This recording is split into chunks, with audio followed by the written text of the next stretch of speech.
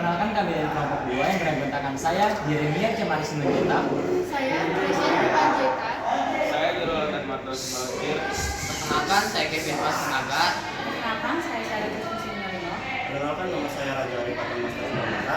Kami akan membawakan materi yang bertemakan tantangan gereja mula-mula. Selamat menyaksikan. Latar belakang gereja mula-mula. Lahir pada area Pentakosta, gereja mula-mula lahir setelah kenaikan Tuhan Yesus ditandai dengan pencurahan Roh Kudus pada hari Pentakosta. Zaman Rasul-Rasul, disebut juga sebagai Apostolic Age, dimulai dari hari Pentakosta hingga kenaikan Rasul Yohanes sebagai Rasul terakhir. Perjuangan para Rasul, Rasul Petrus banyak mempertobatkan orang Yahudi, sementara Rasul Paulus fokus pada orang-orang non-Yahudi. Tantangan eksternal gereja mula-mula. 1. Penganiayaan. Puncak bintangan eksternal.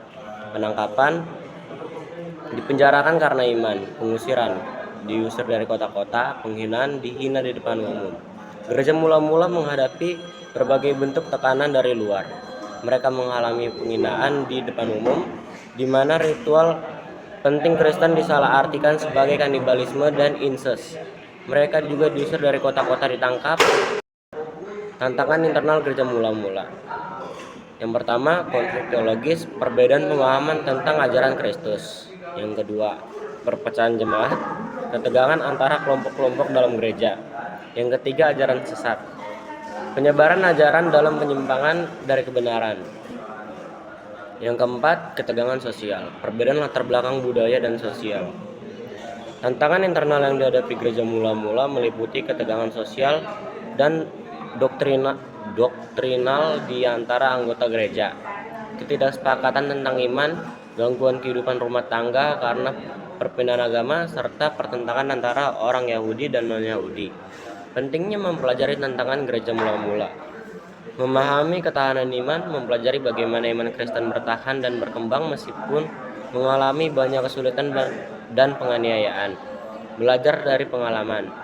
Melihat bagaimana gereja saat ini bisa belajar dari pengalaman jemaat mula-mula, dapat menghadapi tantangan, menghargai pengorbanan para rasul dan jemaat mula-mula yang telah mempertahankan iman mereka hingga saat ini.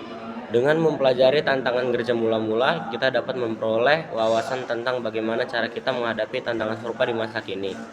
Pengalaman mereka memberikan banyak inspirasi dan pelajaran berharga bagi kita dalam mempertahankan iman. Penganiayaan oleh pemuka agama Yahudi. Penolakan pengajaran Yesus. Para pemimpin Yahudi menolak pengajaran Yesus yang meluruskan pemahaman agama Yahudi. Yang kedua, ancaman terhadap Yudaisme. Kekristenan dilihat sebagai ancaman bagi ajaran Yudaisme tradisional. Yang ketiga, penangkapan para rasul. Petrus dan Yohanes ditangkap dan dilarang berkhotbah, yang tertulis dalam Kisah Para Rasul 4 ayat 1-22. Penganiayaan pengikut Kristus. Stefanus dirajam karena bersaksi tentang Yesus, yang tertulis dalam Kisah Para Rasul 7 ayat 54-60. Penindasan oleh Kekaisaran Romawi. Pertama, religio illicita. Kekristenan tidak diakui sebagai agama yang sah oleh pemerintah Romawi, dengan Yudaisme yang mendapatkan perlindungan khusus. Kedua, penolakan penyembahan kaisar. Orang Kristen dianggap sebagai pengkhianat negara karena menolak menyembah kaisar sebagai dewa. Yang ketiga, penolakan ritual pagan. Tidak ikut dalam ritual pagan yang dianggap bagian dari kewarnanegaraan Romawi. Awalnya, orang-orang Kristen dianggap sebagai salah satu sekte Yudaisme dan tidak diharuskan menyembah kaisar. Namun setelah orang-orang Yahudi secara terbuka memusuhi orang Kristen, pemerintah Romawi melihat kekristenan sebagai agama baru yang harus tunduk pada peraturan penyembahan kaisar. Penganiayaan oleh Kaisar Nero. 1. Kebakaran Roma. 2/3 kota Roma terbakar selama 6 hari. 2. Menyalahkan orang Kristen. Nero menuduh orang Kristen sebagai dalam kebakaran. Yang ketiga, penganiayaan sistematis. Penganiayaan pertama yang diorganisir oleh pemerintah Romawi. Kaisar Nero memerintah pada tahun 54-68 Masehi dan dikenal sebagai kaisar yang tidak berperi kemanusiaan. Dia telah membunuh ibunya, istri, dan guru filsafatnya. Setelah kebakaran besar Roma, Nero membangun gedung-gedung baru yang megah, sehingga rakyat mencurigai kaisar sebagai sumber malapetaka tersebut. Untuk mengalihkan perhatian, Nero menyalahkan orang Kristen. Penganiayaan oleh Kaisar Domitian tahun 81 sampai 96 Masehi. Domitian adalah putra dari Titus Flavius Vespasianus. Setelah kematian mendadak kakaknya, Domitian dengan cepat memproklamirkan dirinya sebagai kaisar. Desas-desus pun muncul bahwa ia mungkin terlibat dalam kematian saudaranya melalui racun. Awal pemerintahannya yang penuh kecurigaan diperburuk dengan kepindahan pusat pemerintahan ke istana kekaisaran. Domitian berusaha memperbarui Roma dan mereformasi moral masyarakat, membangun kuil baru untuk Jupiter, stadion dan gedung baru konser. Kaisar Domitian melancarkan penganiayaan kedua terhadap orang-orang Kristen. Dalam kemarahannya, ia membunuh beberapa senator Romawi dan memerintahkan agar semua keturunan Daud dihukum mati. Agama Kristen dilarang dengan maklumat kaisar, sebab dianggap berbahaya bagi negara. Penganiayaan di masa Trajan dan Hadrian. Periode penganiayaan sistematis terhadap orang Kristen. Penganiayaan berlanjut meski tidak seketat masa Trajan. Penjagalan besar Kristen oleh musuh-musuh lama mereka. Pada masa kekuasaan Trajan, kuil-kuil Bitinia nyaris kosong karena banyaknya orang Kristen. Plinius selaku prokonsul mengerahkan penyelidikan dan menghukum mati banyak pengikut Kristus. Trajan memerintahkan bahwa orang Kristen yang didakwa harus dihukum mati, meski tidak perlu diburu secara aktif. Di bawah Hadrian, penganiayaan berlanjut meski tidak seketat sebelumnya. Tantangan sosial budaya. 1. Penolakan festival dewa-dewa. Orang Kristen tidak ikut dalam festival dewa-dewa lokal merupakan bagian penting dari kehidupan sosial masyarakat Yunani Romawi. 2. Penolakan menyembah kaisar. Eksklusivitas agama Kristen berbenturan dengan agama Romawi yang terbuka untuk memasukkan dewa-dewa baru ke dalam jajaran dewa mereka. 3. Penolakan gaya hidup amoral. Orang Kristen tidak terlibat dalam gaya hidup amoral yang umum dalam budaya Romawi seperti perbudakan dan pesta pora. Fitnah terhadap orang Kristen, tuduhan kanibalisme. Perjamuan kudus disalahartikan sebagai praktik kanibalisme karena umat Kristen memakan roti dan anggur yang dianggap sebagai simbol tubuh dan darah Kristus. Tuduhan antisosial. Orang Kristen dianggap antisosial karena lebih memilih beribadah di komunitas sendiri dan tidak mengikuti ritual pagan yang merupakan bagian dari kehidupan sosial. Tuduhan ateisme. Karena menolak menyembah dewa-dewa Romawi, orang Kristen sering dituduh sebagai ateis yang merupakan tuduhan serius pada masa itu. Tuduhan-tuduhan ini muncul karena kesalahpahaman terhadap praktik keagamaan Kristen, padahal perjamuan kudus adalah simbol pengorbanan Yesus Kristus di kayu salib, bukan tindakan kanibalisme literal. Demikian juga meskipun fokus pada komunitas sendiri, umat Kristen tetap terlibat dalam berbagai kegiatan sosial dan kemanusiaan. Perselisihan antara jemaat Yahudi dan non-Yahudi. Yang pertama, perdebatan sunat terjadi sekitar abad 49 sampai 50 Masehi. Perdebatan besar mengenai apakah orang Kristen non-Yahudi harus disunat sebelum diterima dalam komunitas Kristen. Yang kedua, Konsili Yerusalem. Perdebatan antara Paulus dan Barnabas dengan orang-orang Farisi mengenai kewajiban orang non-Yahudi untuk mengikuti hukum Taurat. Yang ketiga, keputusan konsili. Paulus dan Barnabas menegaskan bahwa keselamatan datang dari iman kepada Yesus Kristus, bukan perbuatan hukum Taurat. Penyebaran ajaran sesat, Gnostisisme. Asal-usul dari kata Yunani gnosis, pengetahuan, muncul pada abad kedua, akhir abad kedua. Karya-karya Injil Thomas, Injil Filipus, Injil Maria, Injil Mesir, dan Injil Kebenaran. Ajaran utama, penyelamatan melalui pengetahuan rahasia tentang Allah.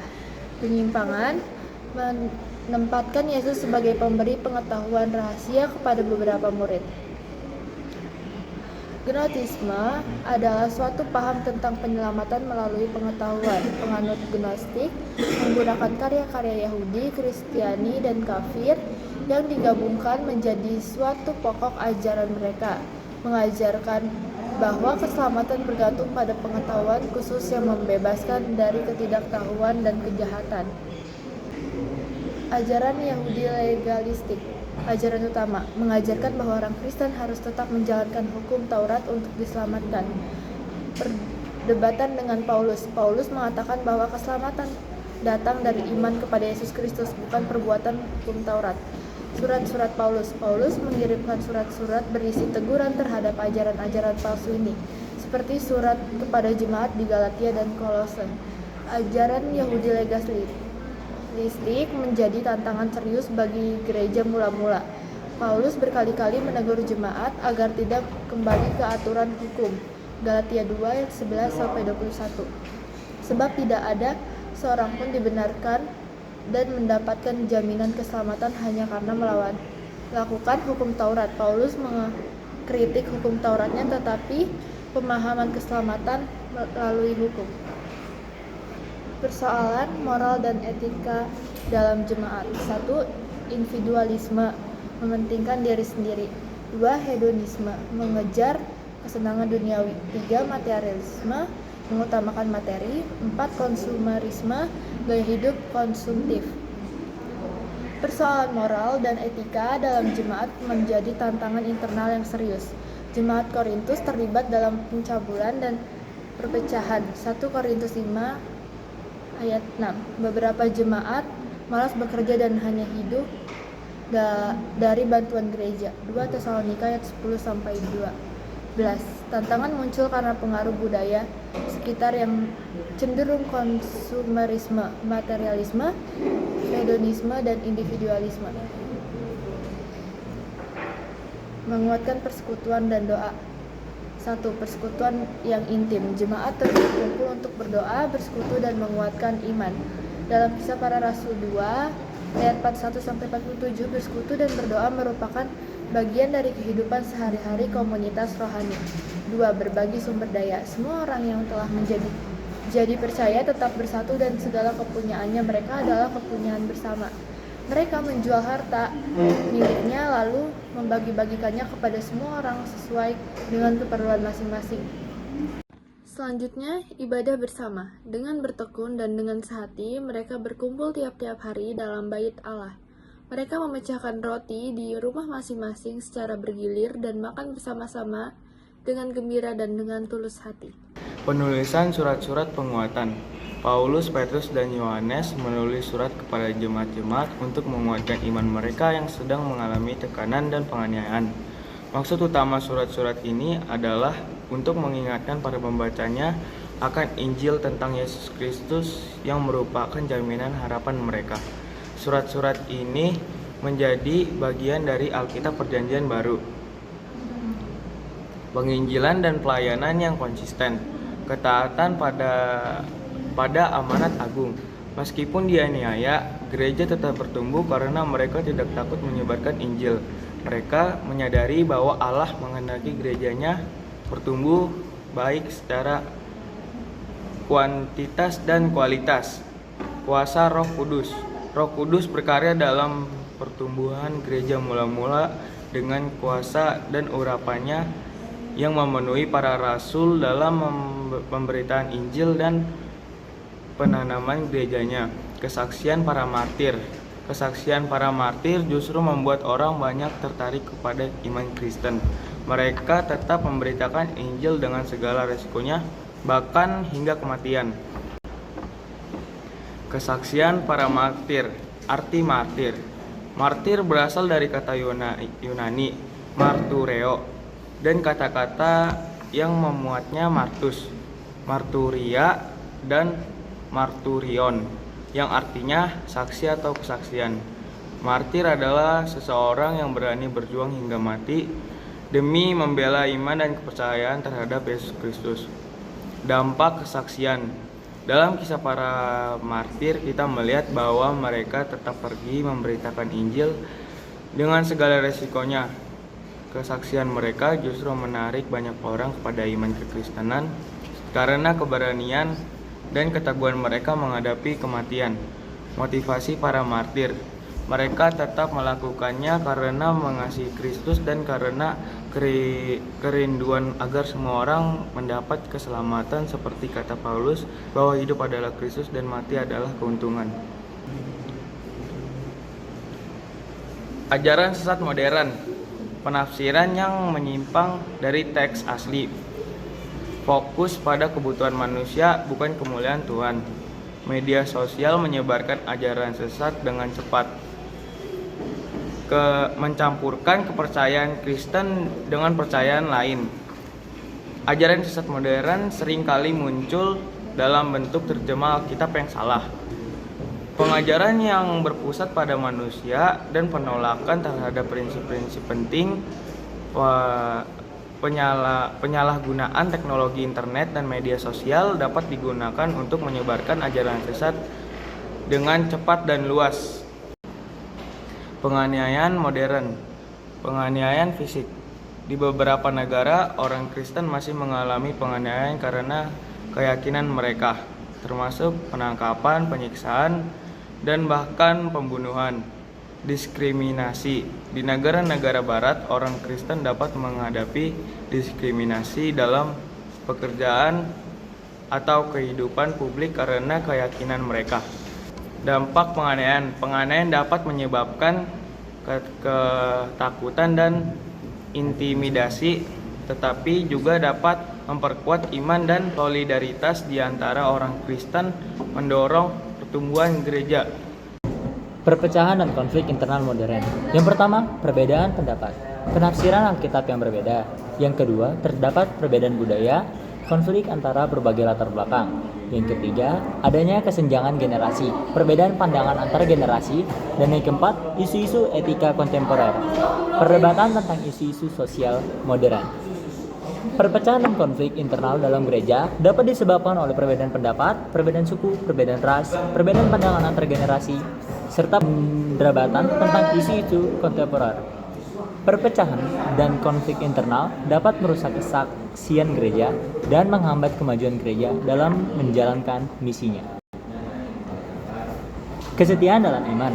Berpegang teguh pada ajaran Kristus. Gereja mula-mula tetap setia pada ajaran Kristus meskipun menghadapi kesulitan. Mereka tidak berkompromi dengan dunia dan tetap mengutamakan firman Tuhan. Menolak ajaran sesat. Mereka dengan tegas menolak ajaran-ajaran sesat yang muncul dan tetap berpegang pada kebenaran Injil yang telah disampaikan oleh para rasul. Bertahan dalam penganiayaan. Meskipun menghadapi penganiayaan, mereka tetap setia kepada Kristus dan tidak menyangkal iman mereka, bahkan hingga mati martir. Kesetiaan dalam iman harus terus ada karena itu menjadi fondasi bagi gereja untuk bertahan menghadapi berbagai tantangan.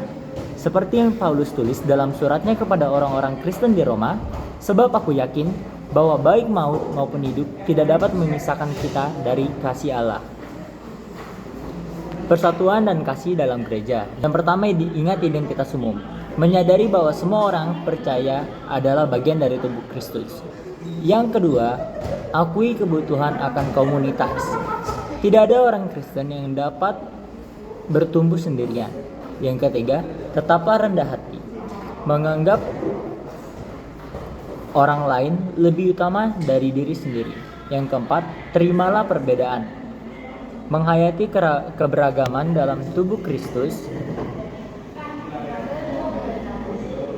Dalam orang gereja berarti bersatu untuk membentuk sesuatu yang lebih besar. Ini berarti menyadari bahwa kita lebih kuat bersama daripada jika kita sendiri-sendiri. Kesatuan dalam gereja tidak selalu terjadi secara otomatis. Seperti halnya hubungan apapun, kita harus terus-menerus bekerja untuk membangun dan memelihara kesatuan ini. Keteguhan dalam penginjilan. Yang pertama, prioritas penginjilan. Menjadikan penginjilan sebagai prioritas utama. Yang kedua, strategi yang beragam. Menggunakan berbagai pendekatan penginjilan. Yang ketiga, pertumbuhan gereja. Penginjilan mendorong pertumbuhan gereja. Yang keempat, pembaharuan terus-menerus. Gereja senantiasa diperbaharui oleh Injil.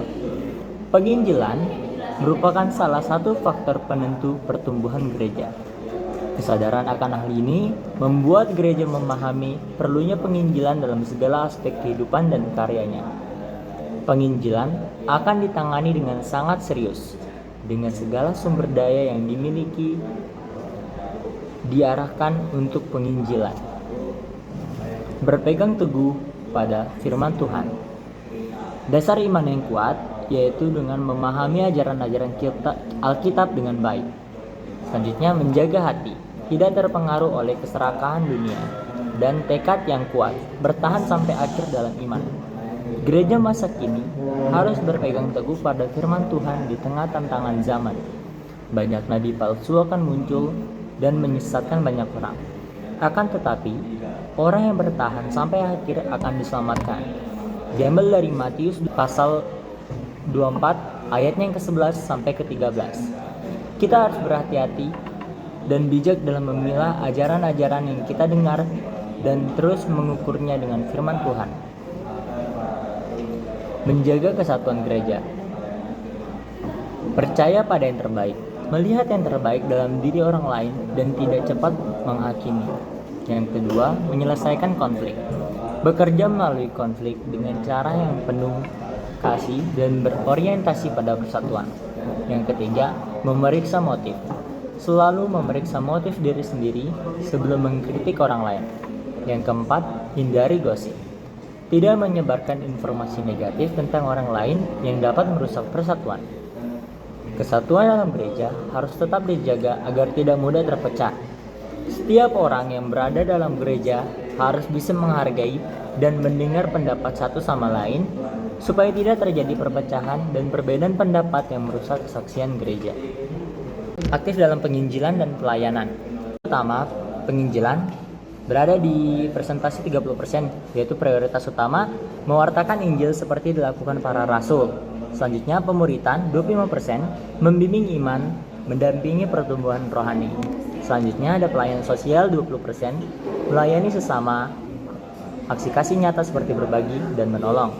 Yang selanjutnya lagi ada 15% ibadah, 15% menghidupi ibadah sebagai persekutuan yang terus menerus, dan administrasi 10% mendukung pelayanan dengan keteraturan seperti yang tertulis dalam Kisah Para Rasul pasalnya yang ke-6. Kesimpulan, gereja mula-mula menghadapi tantangan berat baik dari luar maupun dari dalam. Dari luar mereka menghadapi penganiayaan dari pemerintahan Romawi dan penolakan dari masyarakat. Dan dari dalam ada tantangan berupa perpecahan, ajaran sesat, dan serta konflik antar anggota. Meskipun menghadapi berbagai tantangan, gereja mula-mula tetap bertahan, bertumbuh, dan semakin berkembang. Keberhasilan ini dicapai melalui iman yang kuat, kesetiaan terhadap ajaran Kristus, serta dukungan dan bimbingan Roh Kudus. Pelajaran dari jemaat mula-mula tetap relevan bagi gereja masa kini. Gereja masa kini dapat meneladani semangat penginjilan kehidupan komunitas yang saling mendukung, serta keteguhan dan mempertahankan ajaran Kristus meskipun dihadapkan pada berbagai kesulitan. Sekian pemaparan materi dari kelompok kami. Mohon maaf bila ada kesalahan dalam pengucapan kata. Terima kasih.